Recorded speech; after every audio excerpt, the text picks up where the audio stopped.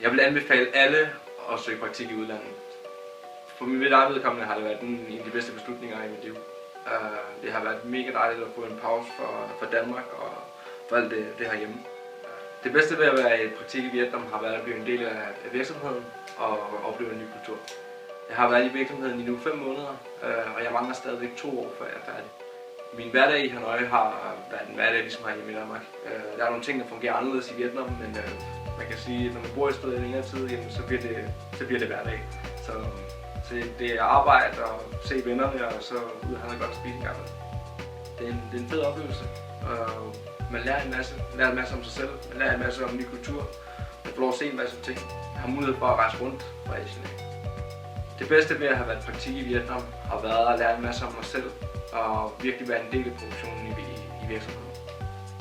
Jeg blev ret hurtigt en del af produktionen dernede og kunne allerede fra start af bidrage med at være behjælpelig med kommunikation osv. Jeg har haft rigtig travlt dernede, så jeg har egentlig ikke haft mulighed for at savne så mange ting, men jeg skal nævne, at rugbrød står højt på ønskelisten.